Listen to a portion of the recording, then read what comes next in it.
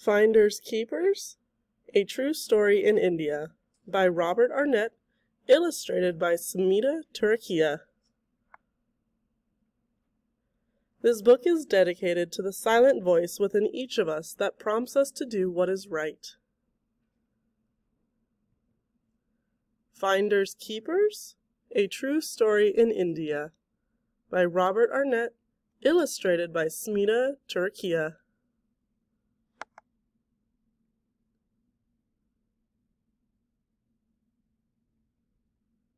A warm welcome. In India, a toran is hung over a doorway to welcome God and guests. Torans made of fresh flowers and leaves can be seen all across the country. In the state of Rajasthan, in northwest India, where this story takes place, torans are made of fabric and then decorated with brightly colored embroidery, appliques, and mirrors. The cloth pennants that hang down from torans represent leaves from sacred trees. This toran welcomes you to Finders Keepers. As you step through its portal, may you be blessed to always seek truth. The bus ride. It is hard to look out a window and see the sights of India when every time your bus goes over a bump, you bounce so high off your seat you almost hit your head on the roof. But there I was, bouncing along on my way to Mount Abu, a small town on a mountain in the state of Rajasthan. Some adventurous men and boys, who could not get seats inside the bus, rode on top with the luggage. Though I would have enjoyed the cool breeze and a panoramic view from the top, I preferred to stay where I was. The bus was packed with people and their belongings. Most of the women were dressed in brightly colored saris.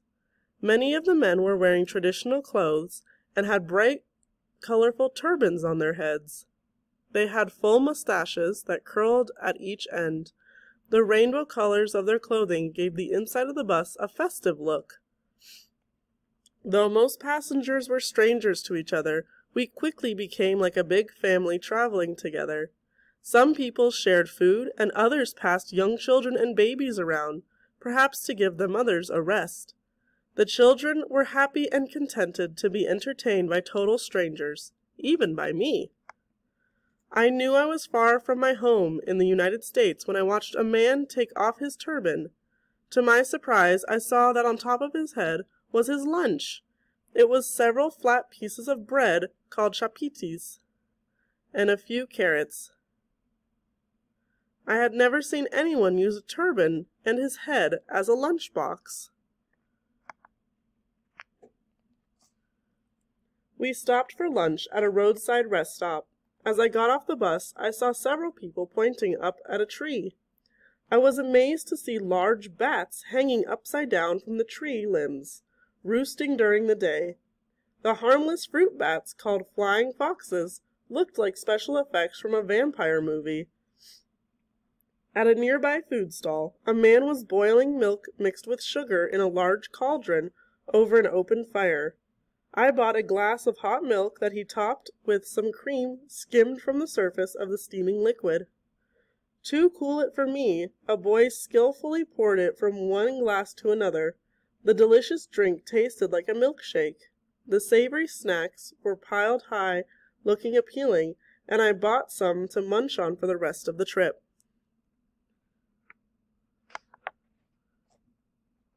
I meet a monk. Our rickety old bus chugged up the rugged mountain, and finally we arrived at Mount Abu. I was staying in a Hindu monastery called an ashram. An old monk greeted me at the door.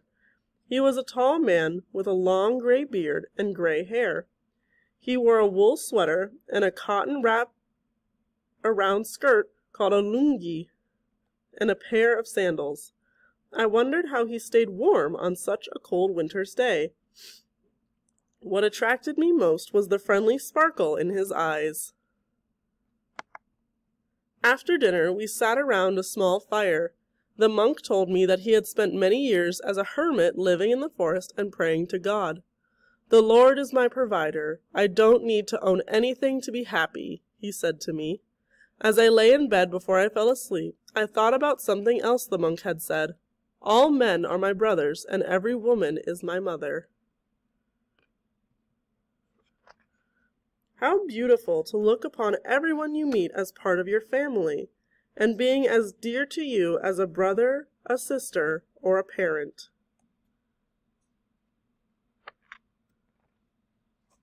Tour of Mount Abu. The next morning I took a bus tour to visit some of the temples in Mount Abu. On the way, I saw some nuns and monks of the Jain region walking down the road. In one hand, they were carrying their food containers in a white cotton cloth. With their other hand, they were sweeping the ground ahead of them so that they wouldn't hurt any insects, even seeds, by accidentally stepping on them. Their mouths were covered with a small cloth to avoid swallowing even the tiniest insects floating in the air. Because Jains believe that everything has a soul, they respect and protect all forms of life. The highlight of my bus tour was seeing the famous Jain Dilwara temples that are said to have the finest marble carvings in the world.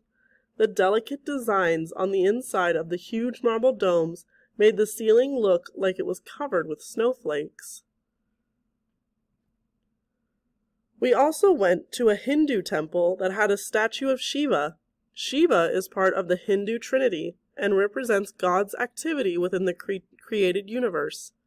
To Hindus, he also represents God's power that takes all things back to their origin when their stay in the world is completed. Though Hinduism believes in only one God, it gives names to the forms to God's many aspects to help us better understand his mysterious power and intelligence. Thinking about what the statue of Shiva symbolized, I realized that Hinduism, like Christianity, believes in a Trinity. Finders keepers? The last stop on the tour was a Hindu temple built on the highest peak in Rajasthan. While going up the path that led to the temple, I stopped to buy some postcards. As I walked away, I felt someone tapping my elbow. A small dark-haired boy was standing behind me. To my surprise, in his outstretched hand was my wallet. I must have dropped it when I bought the postcards. I offered the boy a reward for returning my wallet, but he would not accept it. I even tried to put some money into his hands, but he put them back behind his back. Again, I made an attempt to reward him for his honesty, but he refused.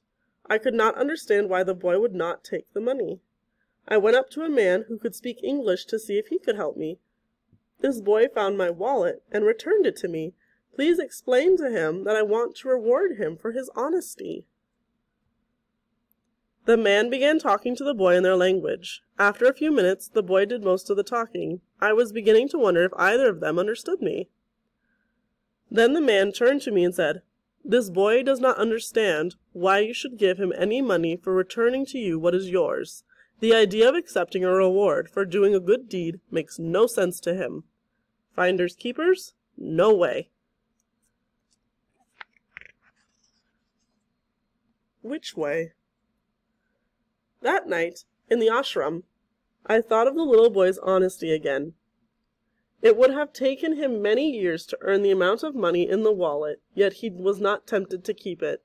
He listened to his conscience. The dictionary defines conscience as the recognition within us of right and wrong regarding what we do and why we do it. It urges us towards the right action. Some people believe that our conscience, or inner voice, is the silent voice of God trying to guide us, and that if we listen to it, we will always do what is right.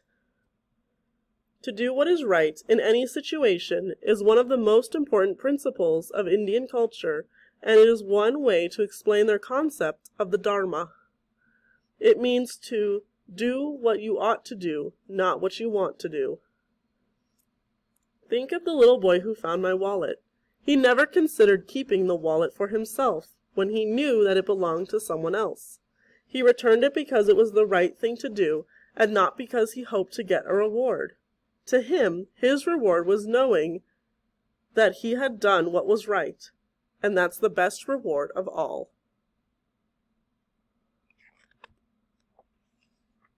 Your journey begins. I hope you enjoyed traveling with me to India.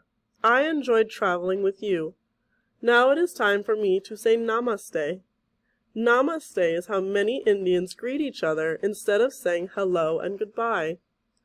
While uttering namaste, they place the fingers and palms of both hands together in front of their chest and slightly bow their head. It is also called a pranam, and is a gesture of humility and respect. The respect that people show each other when they pranam is one of the things I love most about India. In the Sanskrit language, to pranam or to say namaste means the God in me bows to the God in you, or my soul bows to your soul. It expresses the belief that God is present deep within each person, that skin, color, race, or religion does not alter the divine soul image of God within us. Once we believe and understand this, we will never do anything to anyone that we would not do to God. So, dear ones, let your journey begin. Life is a journey. Let your inner voice be your guide. Treat all who cross your path with love and kindness. Gallantly reach for the stars. Jog your memory of different terms and vocabulary from the story.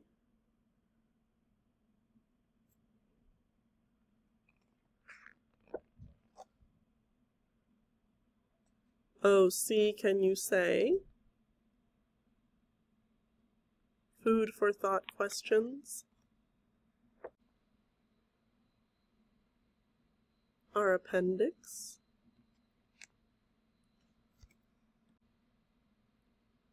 Our author and illustrator.